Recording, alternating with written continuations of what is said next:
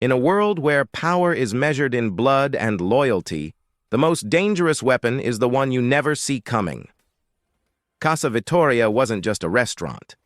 It was a cathedral of secrets, where senators laundered reputations over Barolo, where Hollywood stars buried scandals behind truffle risotto, and where men like Marco De Luca came to remind the city that civilization was just a word people used before the knives came out.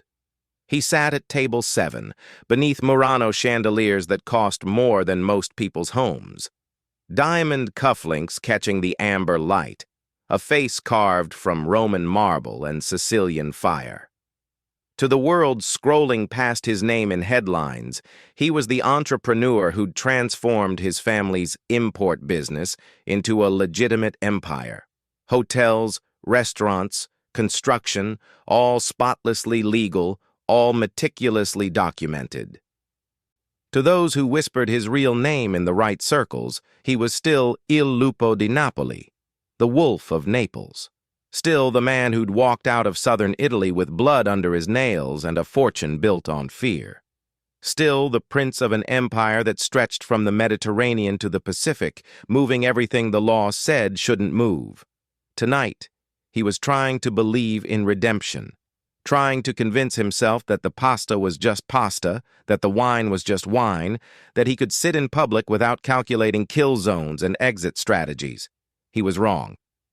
Naomi Cole moved through Casa Vittoria like smoke through stone. She didn't smile the way the other servers did. Bright, performative, engineered to maximize tips and minimize presence.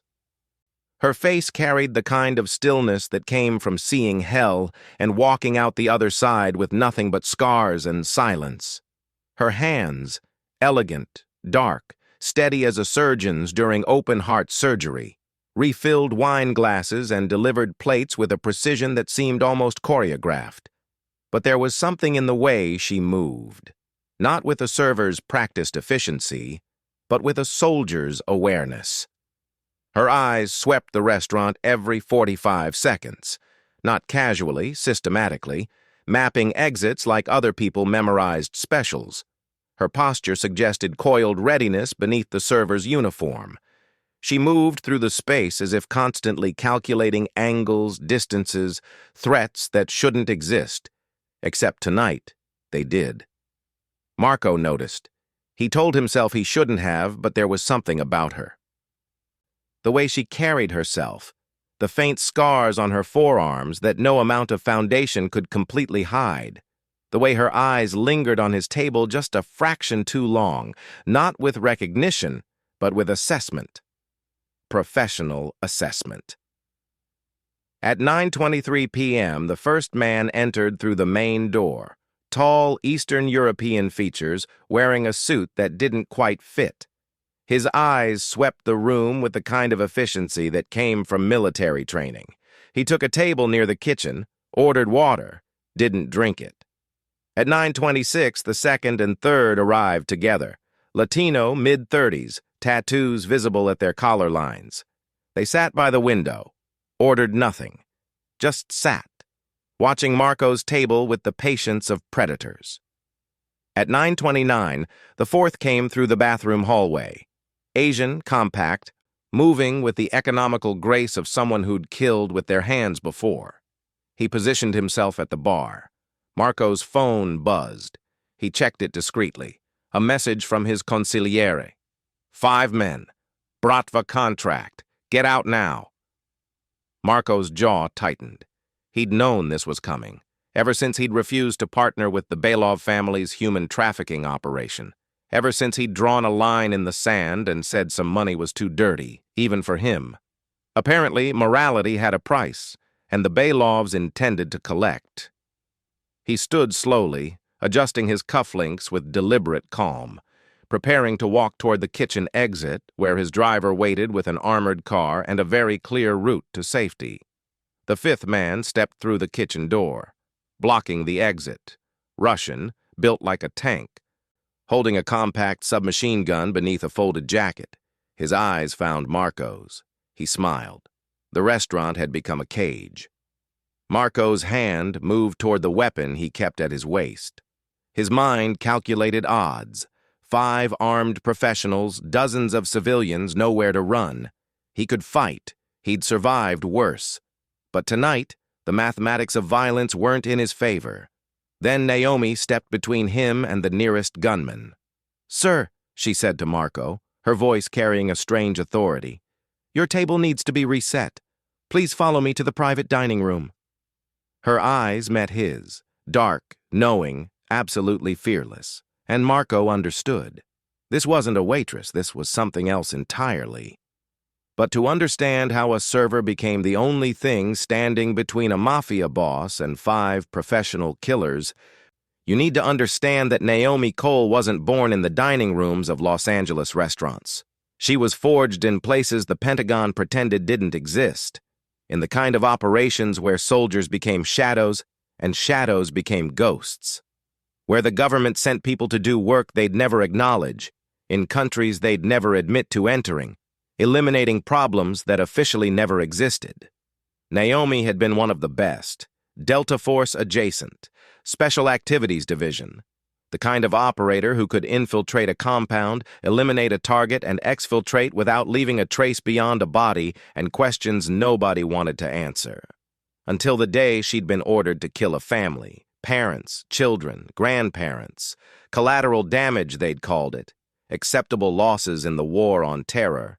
She'd refused, walked away. Buried herself so deep in civilian life that even her handlers couldn't find her.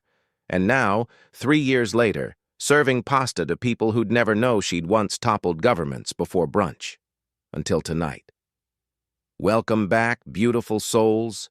Before we dive into this story, hit that subscribe button, smash the like, and drop a comment telling me where you're watching from. Every click helps us keep bringing you these incredible stories.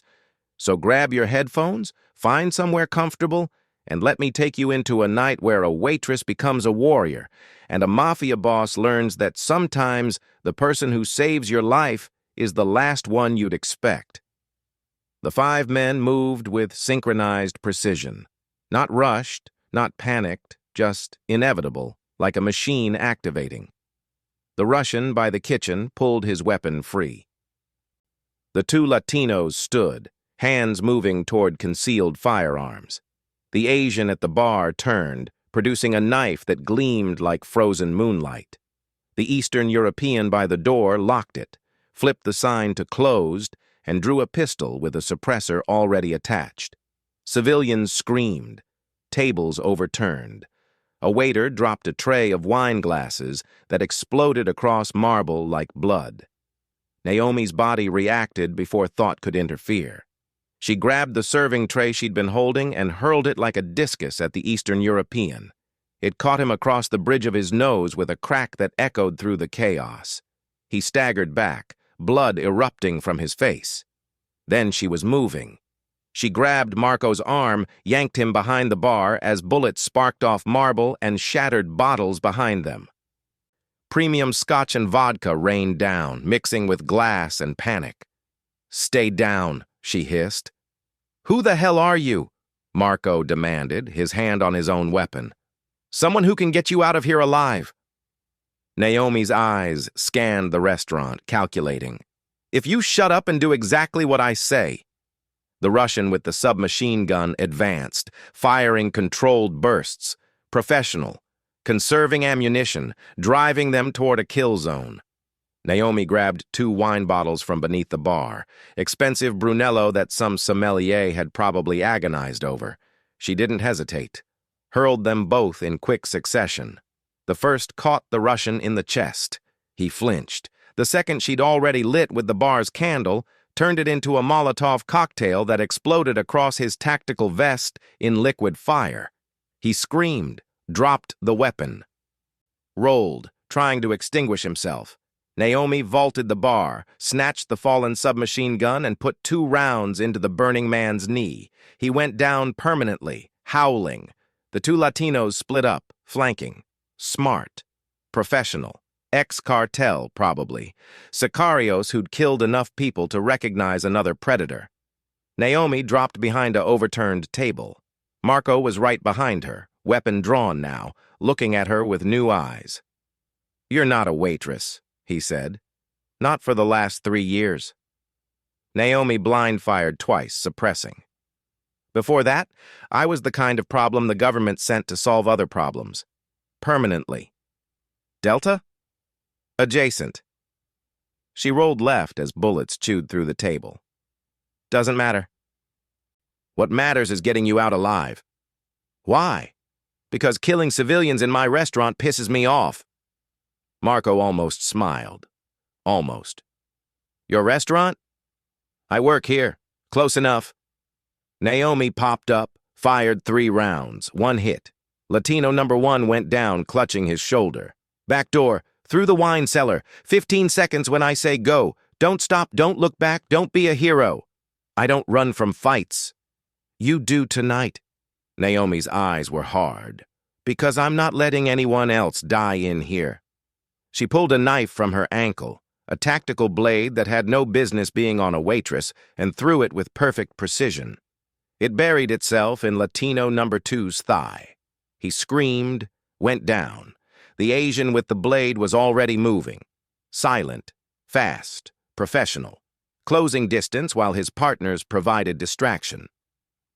Naomi sensed him, turned, blocked the blade with the submachine gun, then drove the weapon's butt into his solar plexus. He folded. She swept his legs, and as he fell, took the knife from his hand and put it through his palm, pinning him to the wooden floor. His scream was short, Naomi's knee to his temple shorter. The Eastern European had recovered, blood streaming from his broken nose, weapon up, firing. Naomi shoved Marco toward the wine cellar door. "Go! Now!" "Not without—" "I said, go!" Marco ran. Naomi laid down, suppressing fire, advancing on the Eastern European with cold efficiency. She moved like water, like violence given form, ducking, weaving, closing distance. He fired, missed, fired again, grazed her shoulder. She didn't even flinch. She was on him in 3 seconds. Grabbed his weapon hand, twisted the wrist until bones cracked and the gun clattered away. Then she drove her knee into his groin, her elbow into his temple, and as he dropped, she took his own weapon and put the barrel against his forehead. "Who sent you?" Her voice was ice. He spat blood at her, smiled through broken teeth. "Belov family. You just killed a $100,000 contract. They'll send more. They'll send everyone. Then tell them to bring body bags." Naomi pulled the trigger. Silence fell like a curtain. 5 men lay broken across Casa Vittoria. 3 dead, 2 wounded too badly to fight. Civilians huddled behind tables, crying, filming on phones because trauma had become content. Naomi stood among the wreckage, breathing hard, blood on her white shirt, some hers, mostly theirs.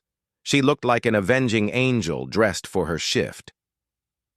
Marco emerged from the wine cellar, weapon still drawn, staring at her with something between awe and terror. "You said 3 years," he said quietly. "That you'd been out 3 years. I have been. You don't fight like someone who's been out." He stepped over bodies like they were furniture. "You fight like someone who never stopped." Naomi ejected the magazine from the captured weapon, checked the rounds, reloaded with mechanical efficiency. "Muscle memory doesn't forget, neither do I." Sirens wailed in the distance, growing closer. "The police are coming," Marco said. "You should—" "I know what I should do." Naomi looked at the chaos, the blood, the witnesses. "But first you need to understand something. The Belov family doesn't send 5 men to kill someone. They send 5 to make a statement. This was message delivery wrapped in assassination. They're escalating." "I know. Do you? Because the next time they won't come to a public restaurant. They'll hit you where you live, where you sleep. They'll go after everyone you care about to prove a point." Her eyes bored into his. "You cost them money by refusing their partnership.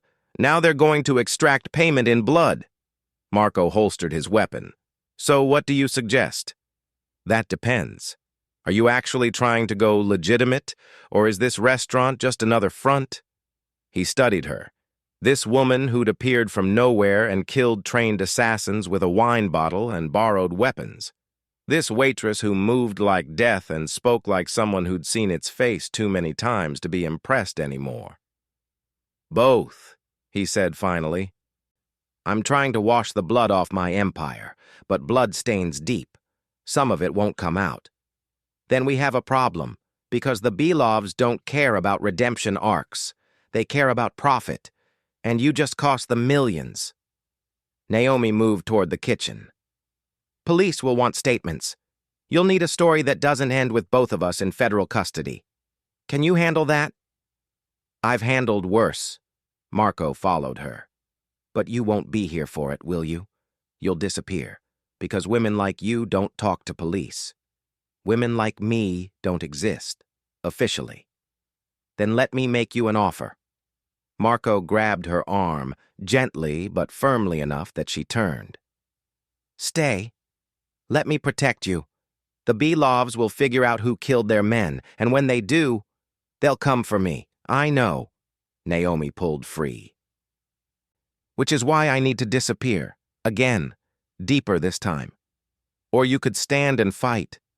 I've been fighting my entire life, Mr. DeLuca. I'm tired. Marco, and I'm not asking you to fight. I'm asking you to let someone else carry the weight for once." His voice softened. "You saved my life, multiple lives. Let me return the favor." Naomi looked at him, really looked, saw past the expensive suit and Mafia prince aesthetic to something underneath. A man who'd seen violence and hated it, who wanted to be better but didn't know how, who understood that sometimes monsters were the only ones brave enough to protect what mattered. "The police," she said quietly. 3 minutes out. You need to call your lawyers. I need to—" "Naomi Cole." Marco's voice stopped her. "That's your name. You've been working here 4 months. Clean employment record, background check passed. You're legal, documented, real. How do you—" "Because I own 40% of this restaurant. I know everyone who works here." He stepped closer. "And I've been watching you since your second shift. The way you move, the way you see things, you were hiding in plain sight. But you were never invisible to me." Naomi's breath caught. "Then you know this is dangerous. Association with me will make you a target, make both of us targets." Marco smiled, cold and certain. "I've been a target since I was 15 years old. One more threat is just Tuesday." The sirens were close now, flashing lights painting the restaurant's windows in red and blue. Naomi made her decision. "Your penthouse," she said. "After the police, after the statements. We need to talk about the Belovs. About what's coming. Because this wasn't just an assassination attempt. What was it? A declaration of war." Naomi's eyes were hard. "And if you want to survive it, you're going to need someone who understands how professionals think. Someone who's fought wars most people don't know exist." Marco extended his hand. "Partners?" Naomi looked at it for a long moment. Thought about all the reasons this was a mistake. All the ways attachment got people killed. All the bridges she'd burned to stay hidden. Then she took his hand. Firm grip. Calloused fingers meeting calloused palm. 2 survivors recognizing each other across the wreckage. "Partners," she agreed, "until the Belovs are ash. And after? Ask me if we survive." They separated as police crashed through the door. Naomi slipped into her waitress persona, shaken civilian, helpful witness, someone who'd hidden during the violence and was so grateful the authorities had arrived. Marco became the victim, the target, the legitimate businessman who'd barely survived a coordinated assassination attempt. Both of them were lying. Both of them were very good at it. And somewhere in the city, Dmitry Belov received word that his 5-man hit team was dead, that the Italian who'd refused his partnership had survived, that a waitress had killed professional soldiers with wine bottles and borrowed weapons. Dmitry smiled. This was going to be more interesting than he'd expected. He made a call. "Send 20 men, and find out everything about the woman. Everything. The war had begun, and neither side knew that the Waitress wasn't running anymore. Marco's penthouse occupied the top floor of a building that wore its wealth like armor. Bulletproof glass, biometric security, sight lines that covered 3 miles in every direction. He'd designed it for war. Tonight, he was grateful for paranoia. Naomi stood at the windows, watching Los Angeles sprawl below like a circuit board of sin and ambition. She'd changed out of her blood-stained uniform. Now wore black jeans, a tactical jacket that had seen better days, boots designed for running or fighting with equal efficiency. She looked like herself, dangerous and tired in equal measure. Drink? Marco emerged from the bedroom, holding 2 glasses of something amber and expensive. Water. I need clarity, not comfort. He set both glasses down, filled one with water from the bar, brought it to her without comment. The police bought it, he said. Self-defense, 5 armed attackers, civilian casualties avoided, heroic intervention by a brave server. His voice dripped with irony. The media's already making you a folk hero. Great. Publicity. Exactly what I need. Naomi drank. Did they identify the bodies? 3 Russian nationals, 1 Polish, 1 Ukrainian, all with military backgrounds, all working for the Belov syndicate out of Brighton Beach. Marco moved to stand beside her, which confirms what we already knew. Dmitry Belov is taking this personally. Because you refuse to help him traffic women and children. Because I cost him money. The morality is just insulting to him. Marco's jaw tightened. He wanted to move his merchandise through my shipping infrastructure, offered me 30%. When I refused, he threatened to destroy everything I've built. And you called his bluff. I drew a line. Some money is too dirty, even for me. He looked at her. You think that's naive? I think it's human. Naomi turned from the window. Which is dangerous in your world. Humans have vulnerabilities. They care about things. That's exploitable. Is that why you left the military? Because they wanted you to stop being human? Silence stretched between them. Naomi's hand tightened on the water glass. They wanted me to kill a family, she said finally. Father, mother, 3 children. Target was the father, suspected terrorist financier, but intelligence said he kept all his records at home. So the order was to eliminate everyone. Burn the house. Make sure no evidence survived. Did you? I eliminated the father. Encrypted his hard drives and sent them to CIA analysts. Then I walked away from the house. Left the family alive. Her voice was flat. 2 days later, a drone strike leveled the building. Killed everyone inside. My refusal didn't save them. It just meant someone else pressed the button. Marco understood. So you disappeared. So I stopped pretending I was anything other than a weapon. And weapons don't get to choose their targets. She set down the glass. Until tonight. Tonight you chose. Tonight I was already there, already involved. Naomi met his eyes. Don't make it more than it was. You could have hidden, let them kill me, walked away clean. There were civilians, children. I'm not letting anyone else die because I stood by and did nothing. Marco studied her.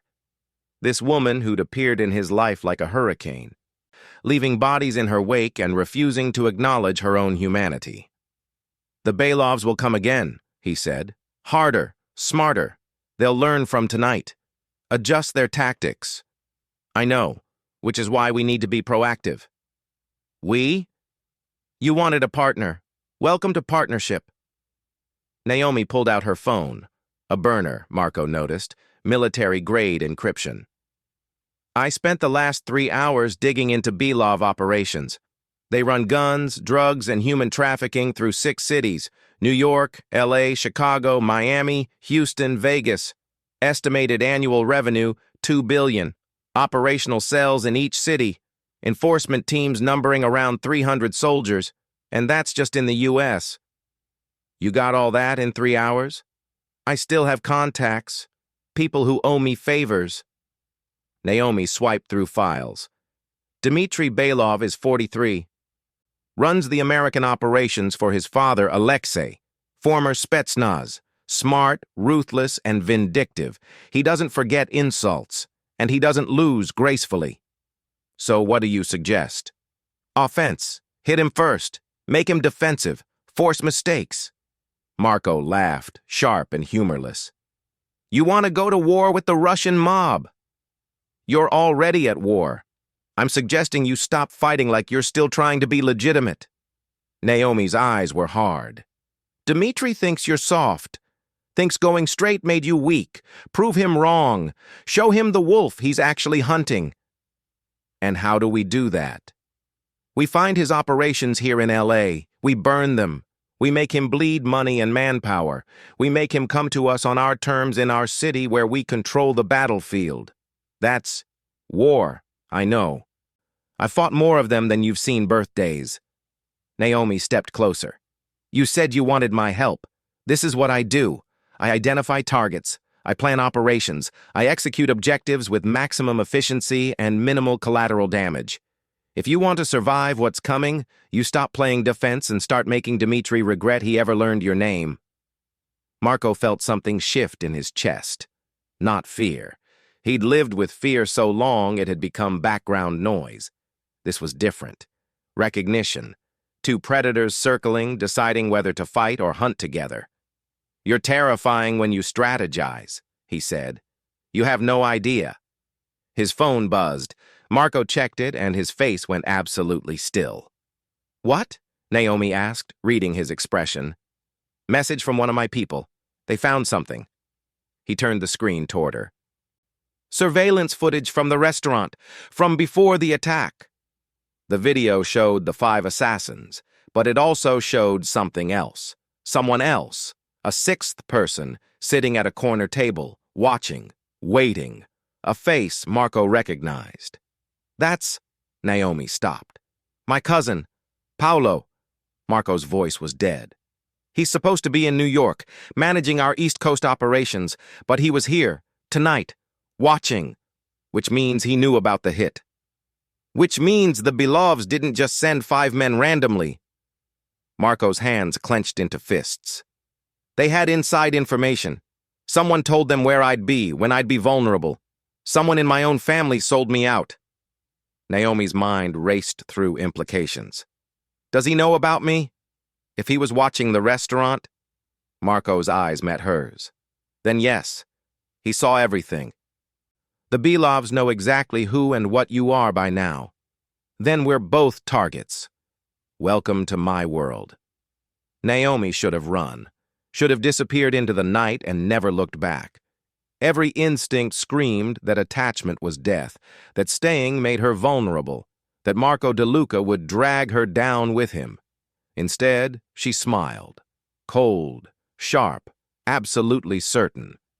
Then let's give them a war they'll never forget. Paolo DeLuca sat in a Brooklyn warehouse, staring at his phone. The video played on loop. Naomi moving through violence like poetry. 5 professional killers reduced to corpses by a waitress with wine bottles and tactical precision. Beautiful, yes? Dmitry Belov's voice came from the shadows, accented, amused. Your cousin has found himself a guardian angel, former military, I think, Delta Force adjacent. Very dangerous, very expensive to acquire. You said 5 men would be enough. Paolo's voice was tight with barely controlled fear. I said 5 men would deliver a message. The message was delivered. Dmitry stepped into the light. Mid-40s, handsome in the way venomous snakes were beautiful, wearing a suit that cost more than most cars. Marco understands we are serious, that we will kill him in public, that nowhere is safe. He also understands someone betrayed him. He'll start investigating, asking questions. Let him ask. By the time he finds answers, it will be too late. Dmitry poured vodka into 2 glasses, handed one to Paolo. You wanted his empire, I want his shipping routes. We both get what we desire. All that remains is execution. He has the woman now. She changes everything. One woman changes nothing. I have 300 soldiers. She has wine bottles and impressive reflexes. Dmitri drank, set the glass down with controlled precision. I'm sending a team to Los Angeles, 20 professionals, former FSB. They will make Marco watch while we take everything he loves. Then we will give him a choice, sign over his operations or watch his family die slowly. And me? You will be in New York, establishing alibis. When Marco dies, you inherit. Legitimately, legally. Dmitri smiled. The perfect crime is the one that looks like tragedy. Paolo wanted to believe him, wanted to believe this would work, that he could step into Marco's empire without blood staining his hands too obviously. But he'd watched the video, seen the way Naomi moved, recognized a predator that hunted in spaces most people couldn't even perceive. What about the woman? He asked. After, when Marco's dead, what about her? She'll come for revenge, for answers. People like that don't just disappear. Dmitri's smile widened. Then we'll kill her too, slowly, publicly, as a message to anyone else who thinks they can interfere in Belov business. He leaned forward. Unless you have feelings for your cousin's protector? No, Paolo took a breath. I just want this over. Clean. Permanent. It will be. 20 men arrive tomorrow. 3 days after that, Marco DeLuca will be a memory. Dmitri raised his glass. To new partnerships. Paolo drank. The vodka tasted like copper and regret.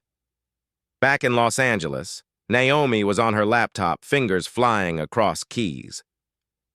Hacking wasn't her specialty. She had people for that.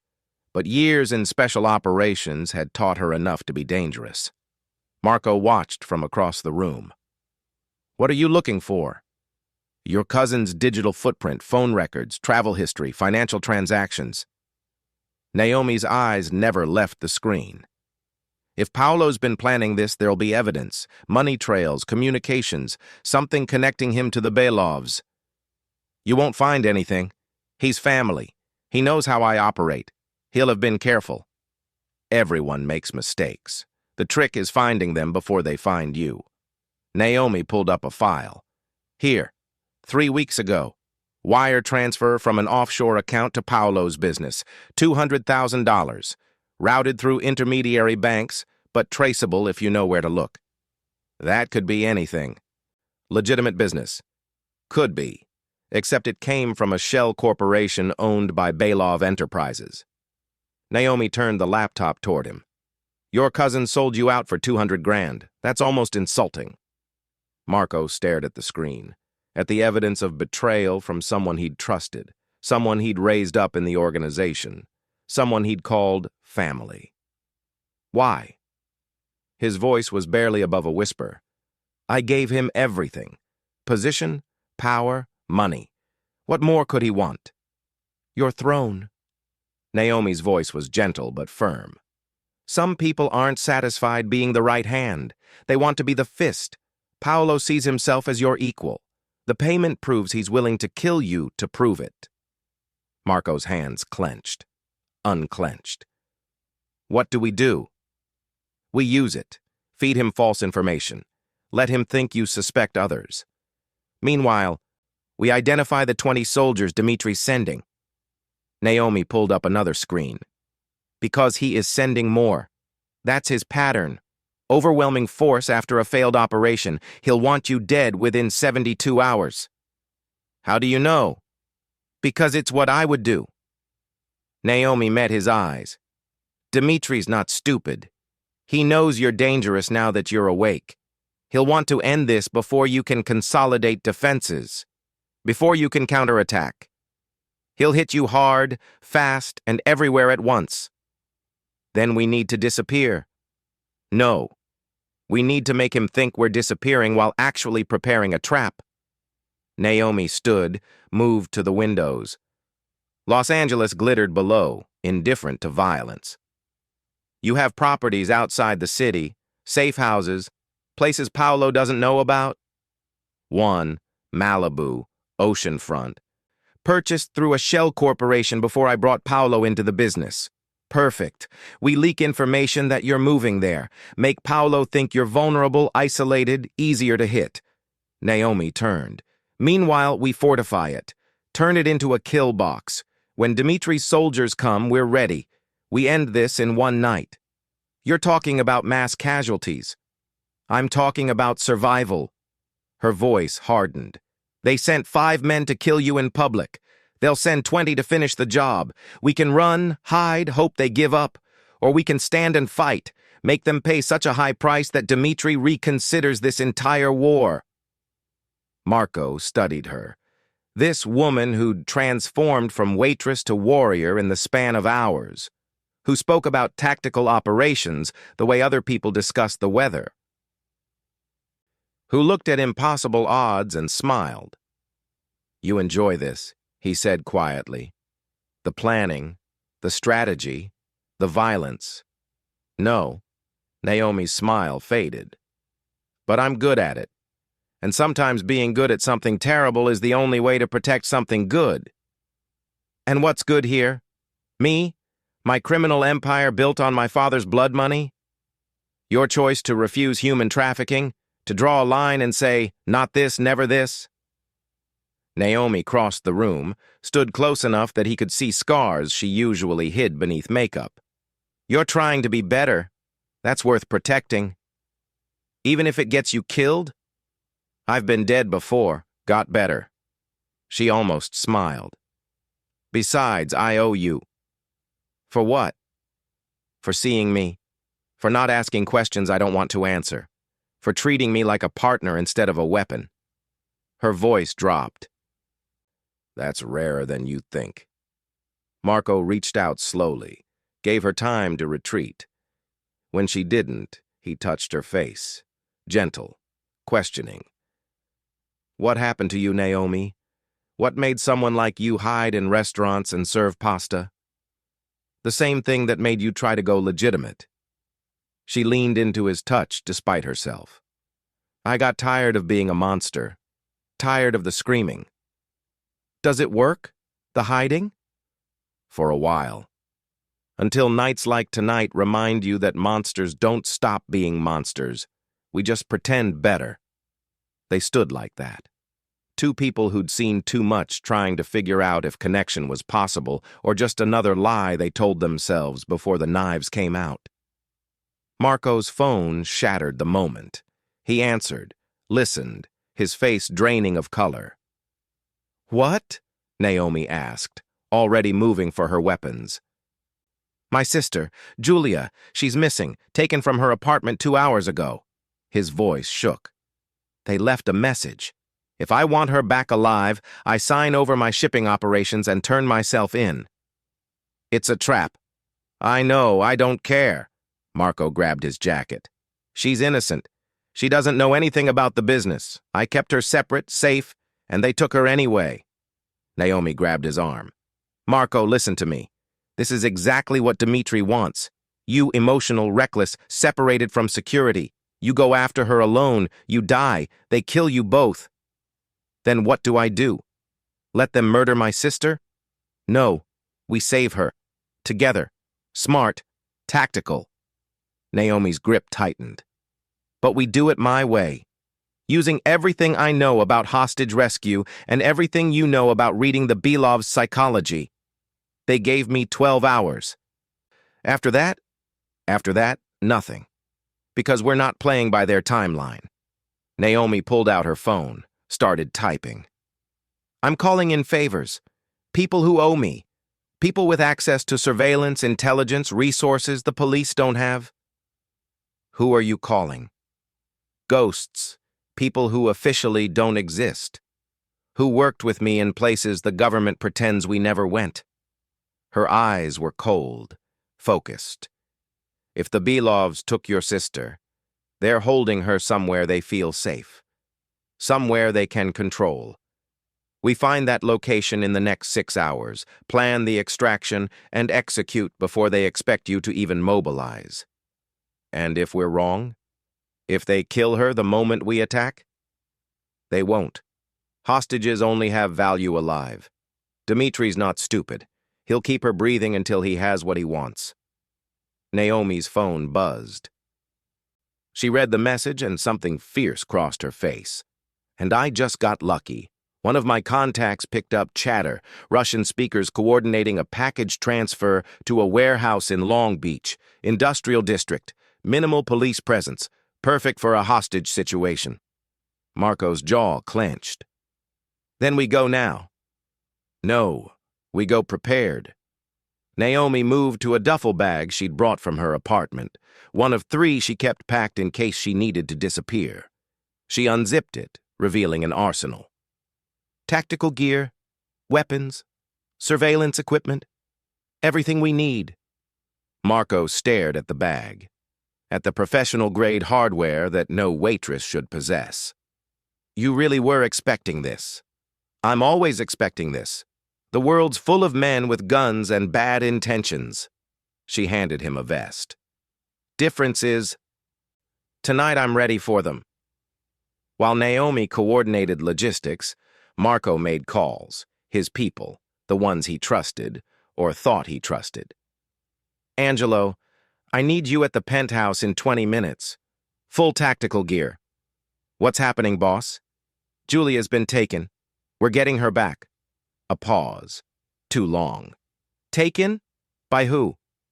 The Belovs. I'll explain when you get here. Marco ended the call. Naomi looked up from her laptop. You trust him? Angelo's been with me 15 years, since we were kids in Naples. He saved my life more times than I can count. Then why did he hesitate when you said the Belovs? You noticed that? I notice everything. Naomi pulled up another screen. Angelo Russo, age 38, your head of security, loyal, dependable, decorated war veteran. She clicked through files. Also has a sister, Isabella. Age 32, recently diagnosed with leukemia. Treatment costs running close to $400,000. Marco felt ice in his stomach. What are you saying? I'm saying people don't betray for money. They betray because they're desperate. Because someone they love is dying and they'll do anything, sell anyone, to save them. Naomi met his eyes. Angelo's sister's medical bills were paid in full 2 weeks ago by a medical charity that doesn't exist, a front corporation owned by Belov Enterprises. No, Angelo wouldn't. He already has. Naomi's voice was gentle but firm. The Belovs bought his loyalty the same way they bought Paolo's ambition. They found the pressure point and squeezed. Marco sat down heavily. 2 betrayals. 2 men he'd trusted with his life, both selling him out to the enemy. How many others? He asked quietly. How many more have they corrupted? Unknown. But we have to assume anyone you called tonight could be compromised. Naomi closed the laptop, which means we go alone, just us. No backup, no support, nothing that can be leaked to Dimitri. 2 people against 20 Russian soldiers, and however many of my own men are working for them? I've had worse odds. Naomi checked her weapons. And you're not just any 2 people. You're Il Lupo di Napoli. And I'm the ghost they spent 3 years trying to find and couldn't. Despite everything, Marco smiled. You're insane. Occupational hazard. She tossed him a tactical vest. Now suit up. We have a rescue to plan and a Mafia empire to burn. The warehouse in Long Beach rose from cracked pavement like a tombstone. Rusted metal, broken windows, the kind of place cities forgot about until bodies started showing up. Naomi and Marco approached on foot. Dark clothes, faces blackened with tactical paint, moving through shadows like they'd been born there. A block away, Naomi raised her fist.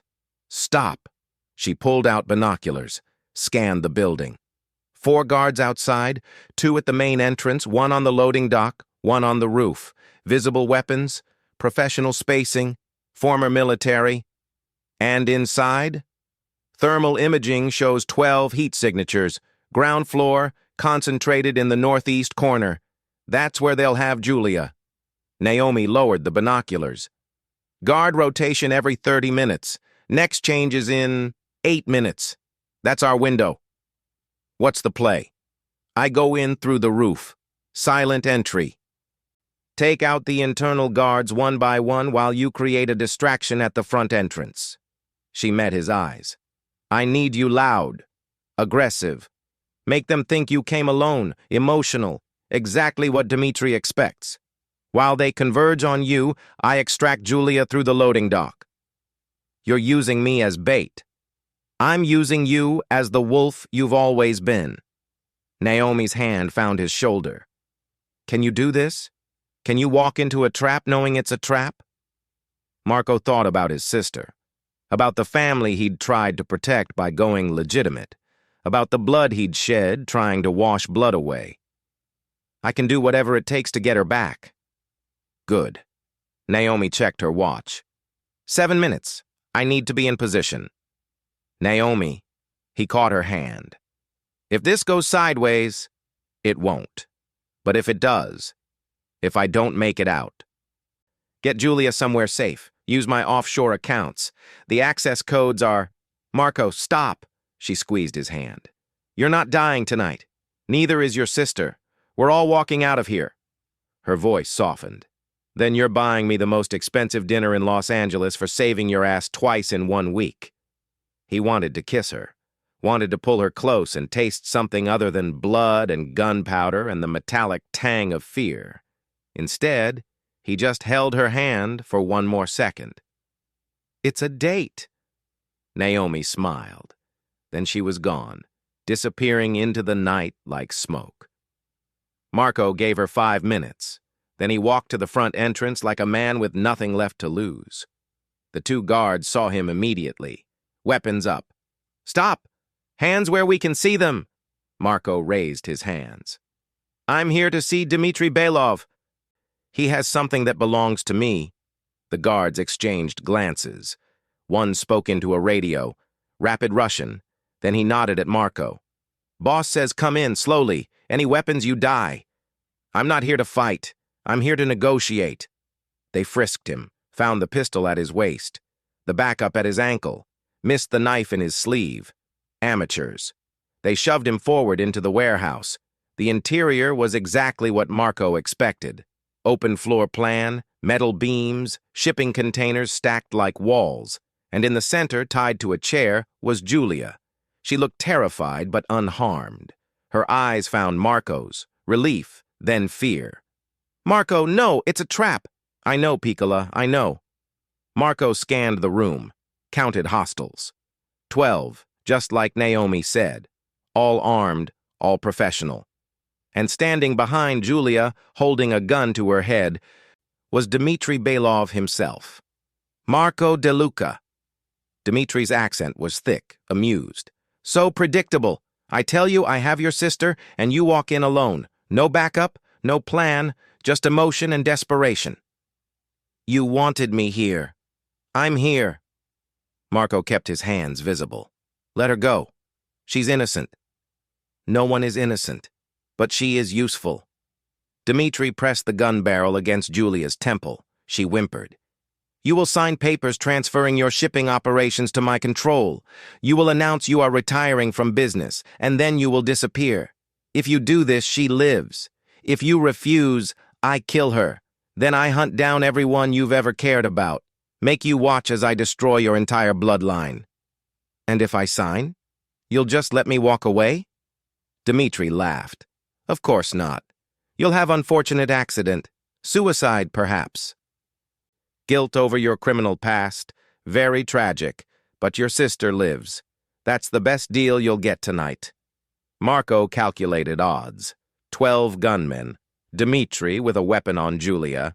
No cover, no support, no way to fight out of this conventionally. Good thing he wasn't planning to fight conventionally. All right, Marco said, letting his shoulders slump. You win. Where do I sign? Dmitri's smile widened. Smart choice. He gestured to one of his men. Bring the papers. The guard moved toward a container, reached for a briefcase. The lights went out. Gunfire erupted from the darkness, muzzle flashes illuminating chaos. 3 guards dropped in as many seconds. Headshots, professional, efficient. Naomi.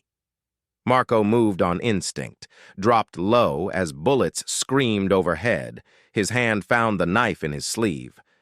Threw it blind toward where Dmitri had been standing. Heard a scream. Russian, cursing.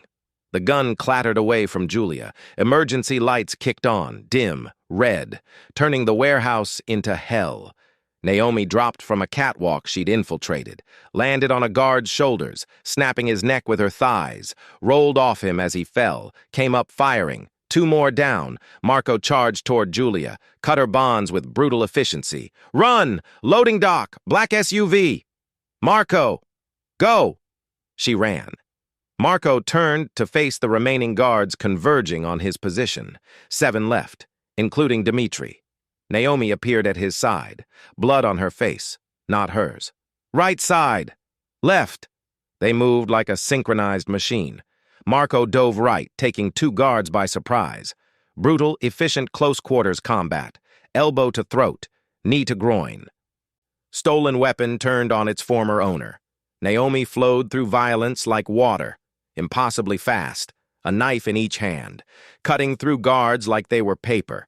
She didn't waste movement, didn't hesitate, just killed with the precision of someone who'd done this so many times it had become background noise.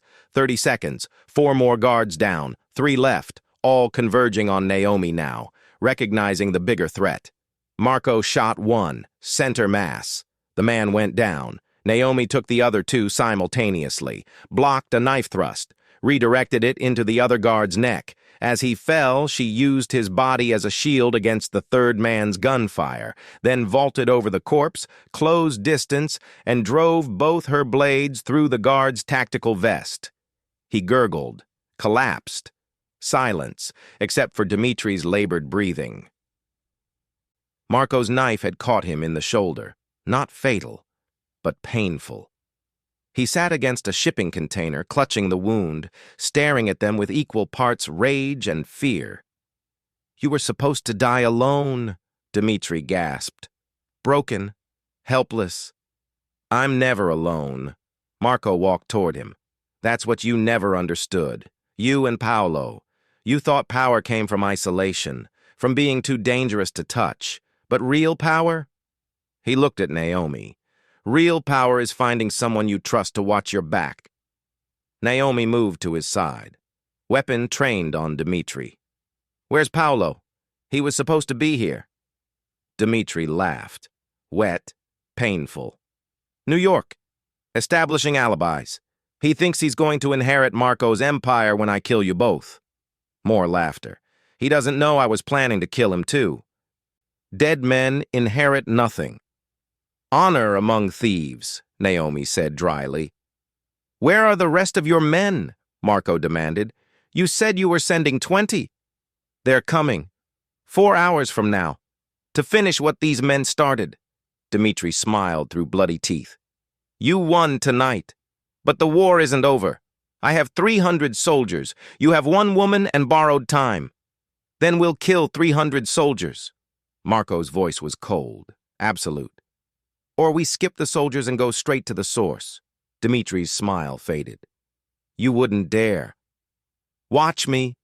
Marco pulled out his phone, showed Dmitri the screen, a live video feed, Brighton Beach, Dmitri's father's restaurant, where Alexei Belov ate dinner every night at 8 p.m. And surrounding the building, barely visible in the darkness, were shapes, figures, armed, professional. "I made calls while you were monologuing," Marco said quietly. "The 5 families owe me favors. I called them all in.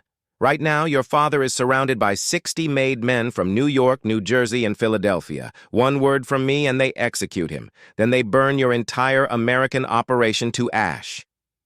"You're bluffing." "Am I?" Marco knelt down, met Dmitri's eyes. "You made this personal. You took my sister. You corrupted my men.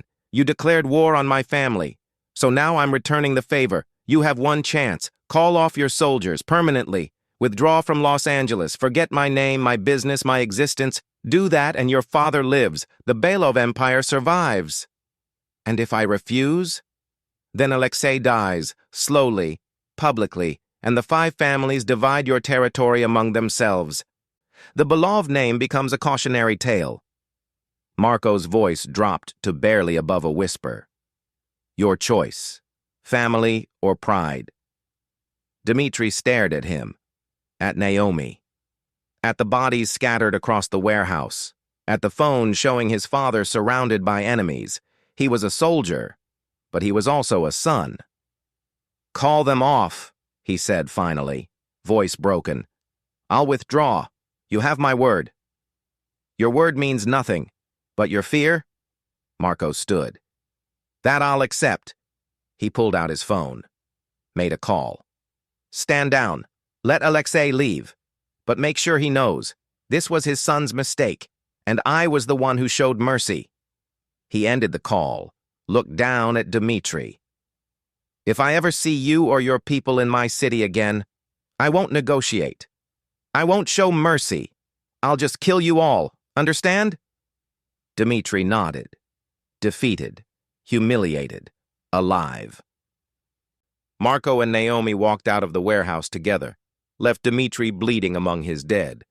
Outside, Julia waited in the SUV, safe, unharmed, already on the phone with her friends, processing trauma by sharing it. That was risky, Naomi said as they drove away, threatening his father. But effective. This time. Next time.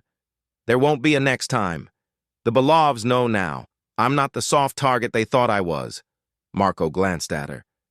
Thanks to you. I just provided tactical support.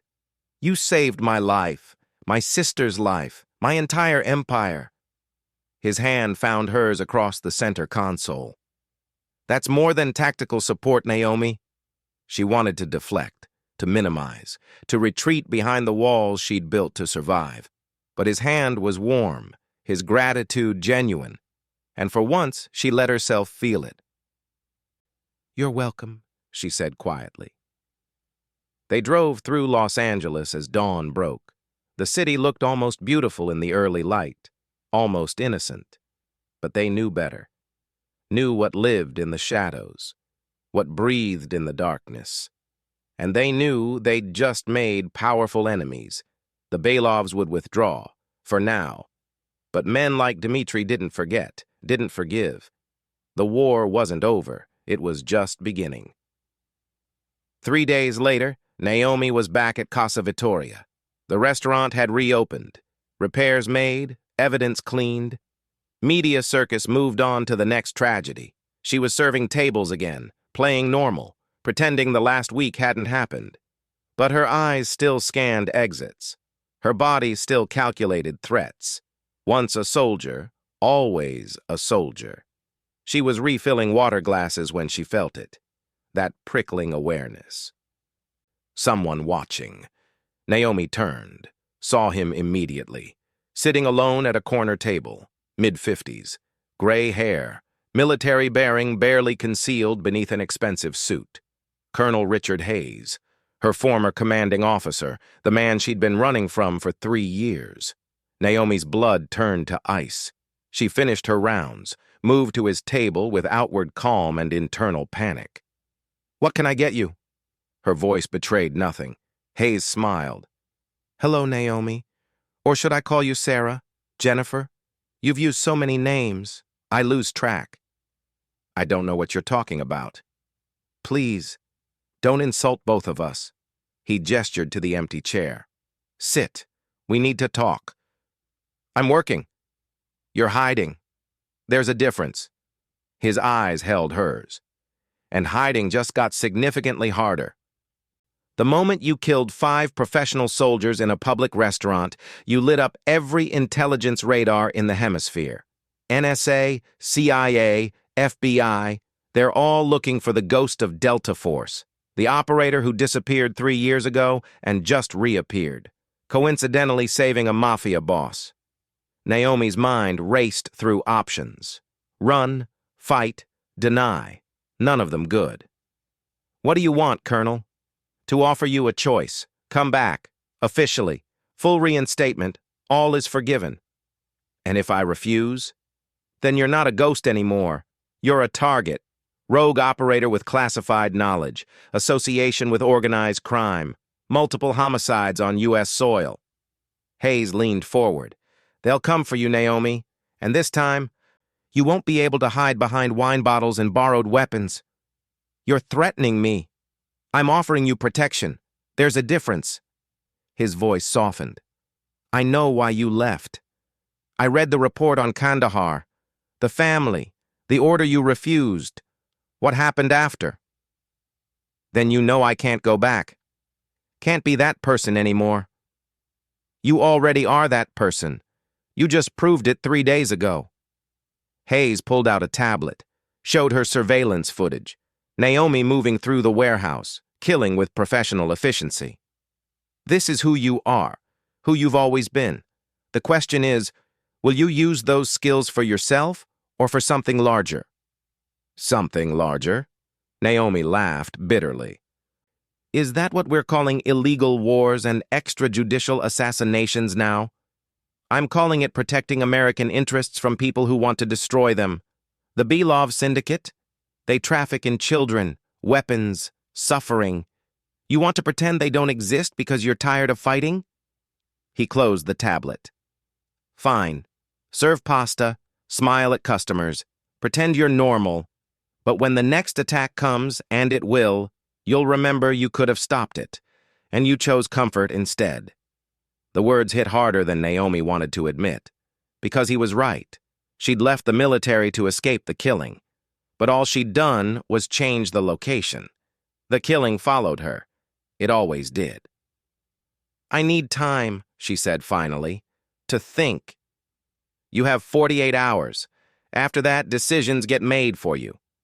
Hayes stood, left cash on the table. Naomi, you were the best I ever trained. Don't let guilt turn you into a waitress permanently. The world needs operators like you, whether you want to admit it or not. He left.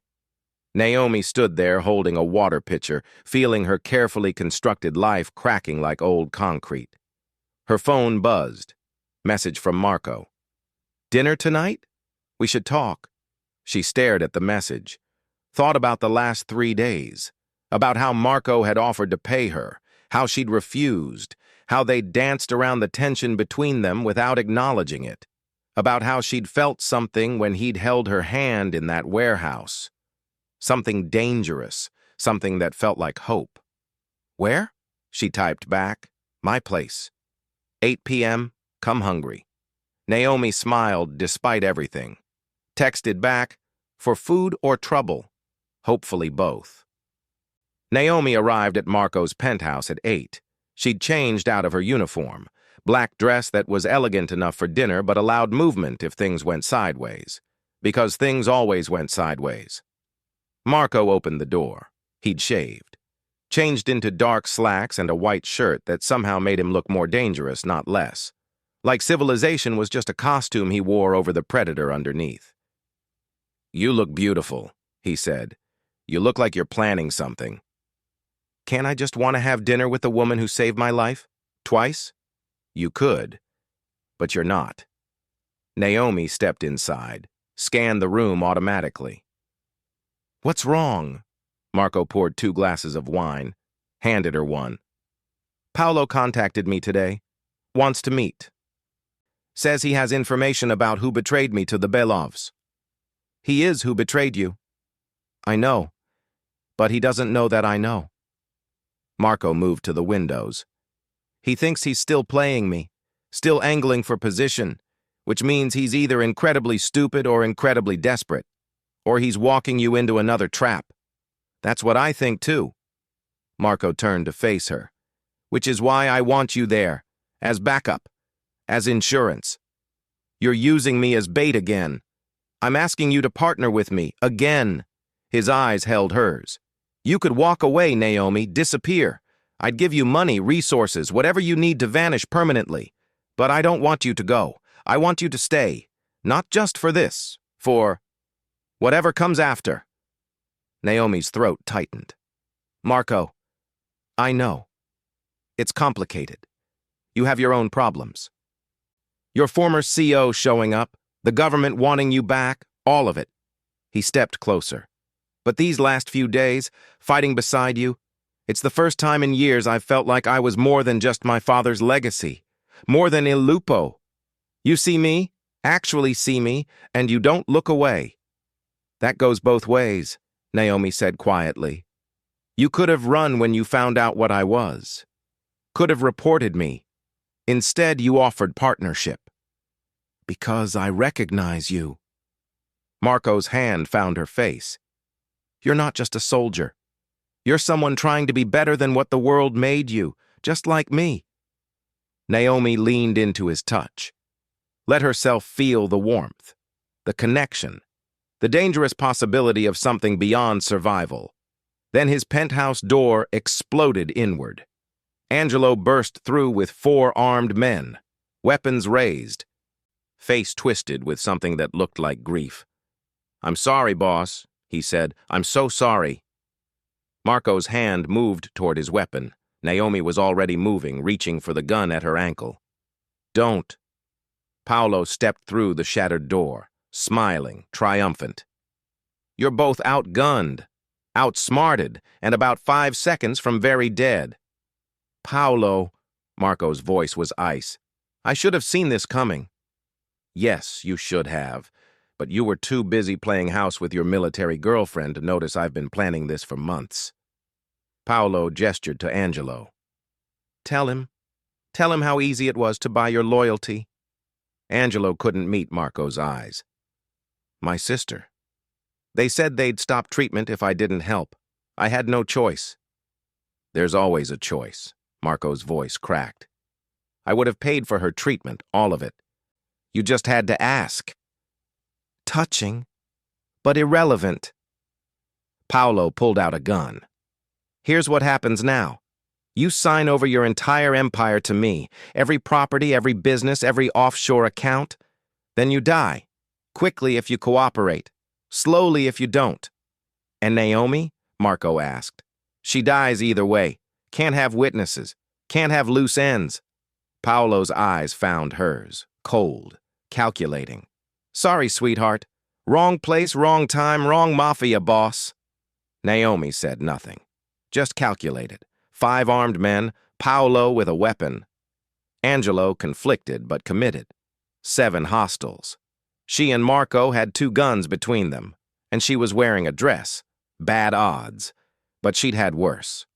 You made a mistake, she said quietly. Paolo laughed. Did I? Because from where I'm standing, I'm winning. You assumed I came here unarmed. Naomi smiled, sharp. Dangerous. You assumed Marco didn't have contingencies. You assumed we were stupid enough to trust you. Bluffing won't save you. Who's bluffing? Marco pulled out his phone, showed Paolo the screen. Live surveillance feed. The building's garage, where Paolo's escape vehicle was parked and where 6 of Marco's most trusted men, the ones Paolo didn't know about, were waiting. Armed. Positioned. Ready. I knew you were coming, Marco said. Knew you'd bring Angelo. Knew you'd try this exact play.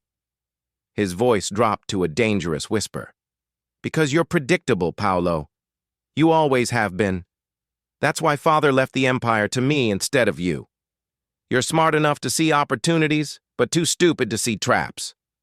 Paolo's confidence cracked. You're lying. Am I? Marco gestured to the windows. Look down. See those figures in the parking lot? Those are my people. Your escape route is cut off. You're not walking out of here. None of you are. Angelo's weapon wavered. The other men exchanged uncertain glances.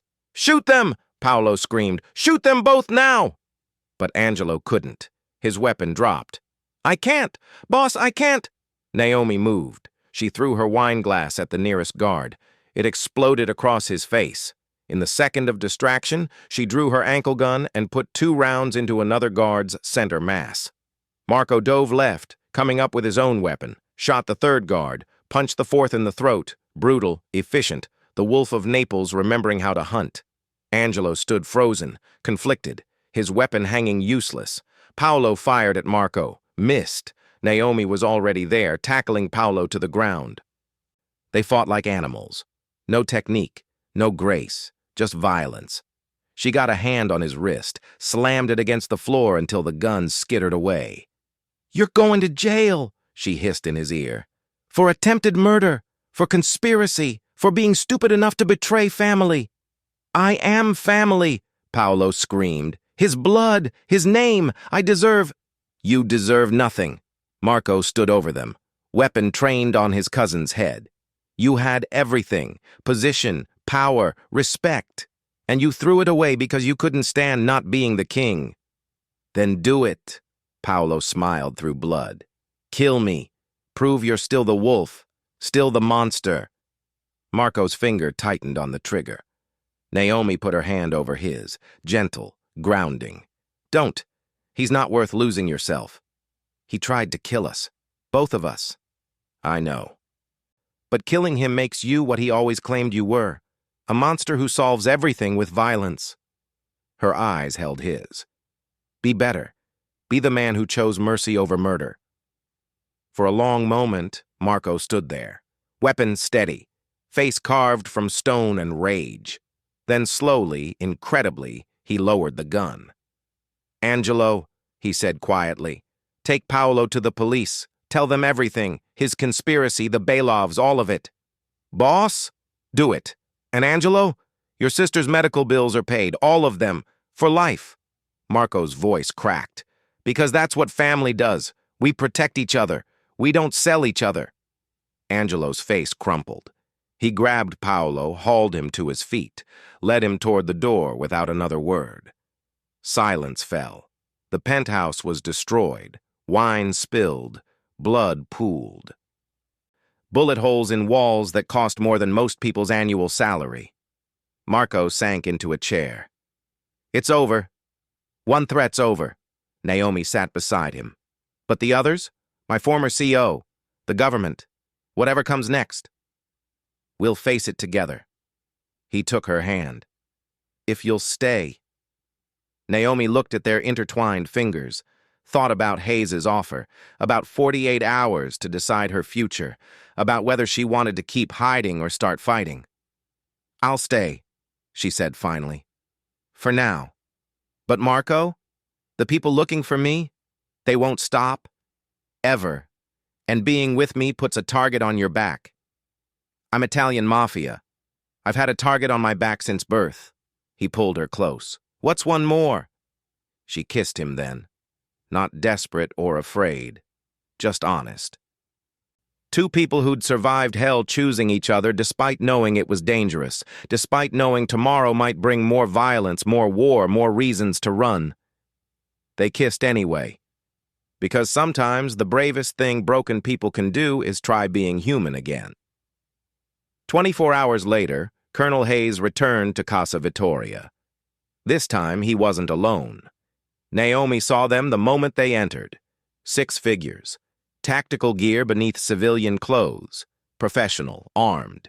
Moving like soldiers, because that's what they were. And in the center, Hayes, holding a tablet and wearing an expression that said the time for negotiation had ended. Naomi set down her serving tray, met his eyes across the restaurant, understood immediately. This wasn't an offer anymore. This was extraction. She moved toward the kitchen, calculating escape routes. But the figures were already positioned. Exits covered, trapped. Again. Hayes intercepted her at the bar. "Your 48 hours are up, Naomi. Time to come home. This is my home. This is a restaurant where you're hiding." He showed her the tablet. Surveillance photos. Naomi and Marco leaving his penthouse. Association with organized crime. Multiple homicides. Unauthorized operations on U.S. soil. You're coming with us, voluntarily or otherwise. And if I refuse, then we arrest you, very publicly. Marco DeLuca, too. Make an example of both of you. Hayes's voice hardened. Or you come willingly. Rejoin your unit. Use your skills for something that matters. And Marco stays clean. No charges. No investigation. He gets to keep his empire. The trap was perfect. Naomi could run, could fight, but then Marco would pay the price. Everything he'd built would burn because she'd dragged him into her war. "How long?" she asked quietly. "How long do I have to serve?" "1 year, 1 operation. High-value target that requires your specific skill set." Hayes leaned closer. "After that, you're free. Honorable discharge, clean record. You disappear for real this time, and we don't look." "You're lying." "Maybe, but it's the best offer you'll get." His eyes held hers. 1 year, Naomi, or Marco loses everything. Your choice." Across the restaurant, Naomi saw Marco enter. He'd come for lunch, for her. He spotted Hayes immediately. His hand moved toward his weapon. Naomi caught his eye, shook her head minutely. "Don't." Understanding flickered across Marco's face, then rage, then resignation. He walked over anyway, because of course he did, because that's who Marco DeLuca was. A man who fought even when the fight was already lost. "Colonel Hayes, I presume." Marco's voice was cordial, dangerous. "Naomi's mentioned you." "Mr. DeLuca, or should I say, Il Lupo." Hayes didn't offer his hand. "You've caused quite a mess. Assassins in restaurants, warehouse battles, the Belov syndicate withdrawing from Los Angeles like someone scared them. I'm very scary when people threaten my family. So I've heard. Unfortunately, your protection of Miss Cole has created a problem. She's a wanted operator, rogue, dangerous, and she can't keep playing Waitress while federal agencies search for her." "Then stop searching." Marco's jaw clenched. "She's done. She wants out. Let her have peace." "Peace?" Hayes laughed. "There's no peace for people like her, like you. Once you're in this world, you're in it forever. The only question is whether you work for yourself or for something larger. And you represent something larger. I represent the United States of America, its interests, its security." Hayes pulled out handcuffs. "Naomi Cole, you're under arrest for desertion, unauthorized operations, and multiple violations of—" "I'll go." Naomi stepped forward. "Voluntarily. No arrest. No charges against Marco or his organization. 1 year of service. Then I'm out. For real this time." "Naomi, no." Marco grabbed her arm. "You don't have to." "Yes, I do." She touched his face, memorized it. "You chose mercy tonight. Now I'm choosing it. For you. That's not mercy. That's sacrifice. Same thing sometimes." She kissed him. Quick, final. "Finish going legitimate. Build something good. Prove the wolf can become something better. Not without you. Especially without me." Naomi pulled away before she could change her mind. "I'm poison, Marco. Everyone I care about ends up dead or damaged. At least this way, you survive." "Surviving isn't living." Marco's voice broke. "Not without you." Hayes cleared his throat. "Touching. But we have a schedule. Naomi, let's go." Naomi turned to follow. Each step felt like walking through concrete. She'd spent 3 years running from this moment, and now it had found her anyway. "Wait." Marco's voice stopped her. "Colonel, you said you need her for 1 operation. High-value target." "That's classified." "Make it unclassified. Because here's what I'm offering. You let Naomi complete this operation. 1 year, like you said. But she works with support. My support. Resources. Intelligence. Logistics. Everything my organization can provide."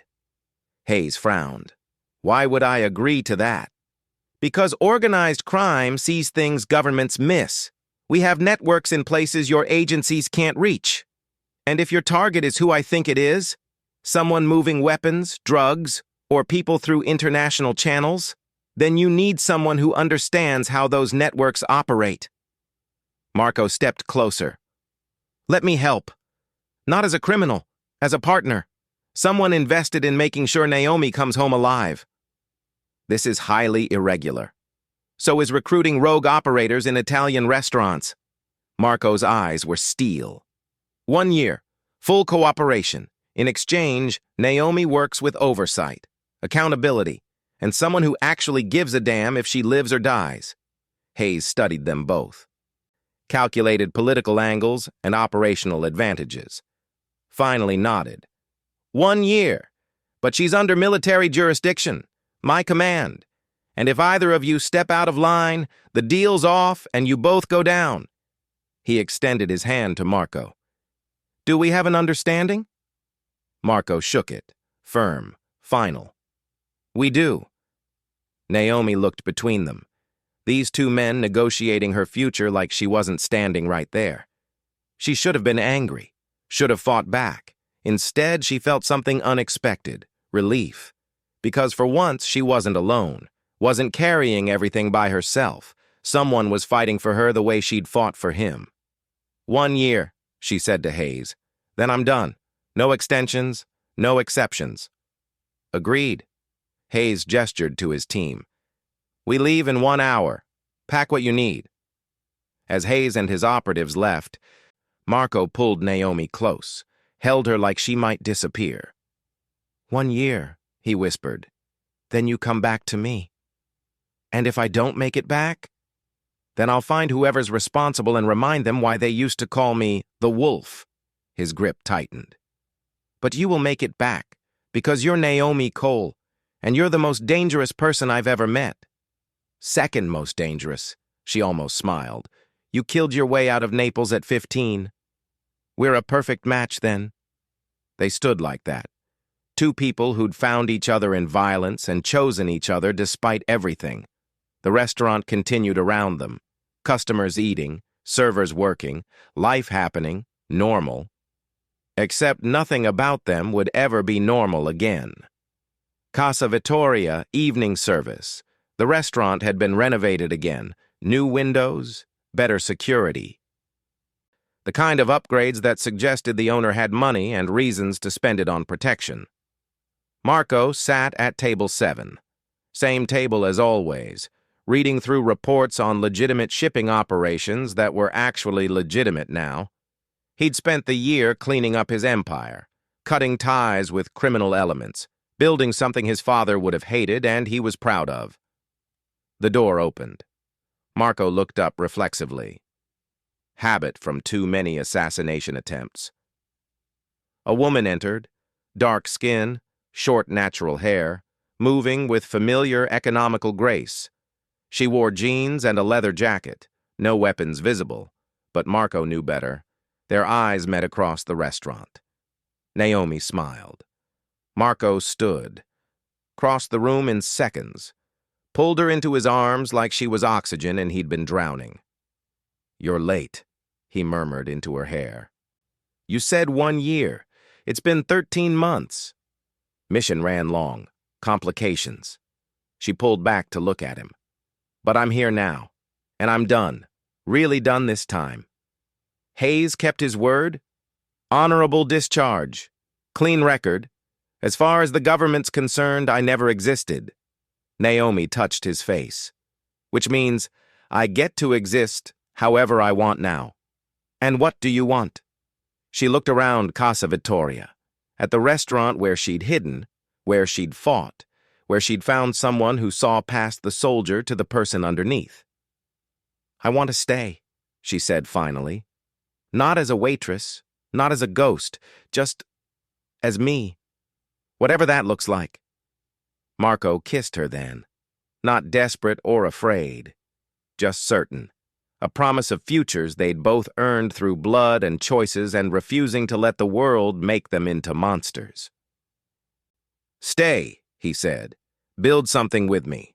Something neither of us could build alone. What did you have in mind? I was thinking security consulting. Legitimate protection for people who need it.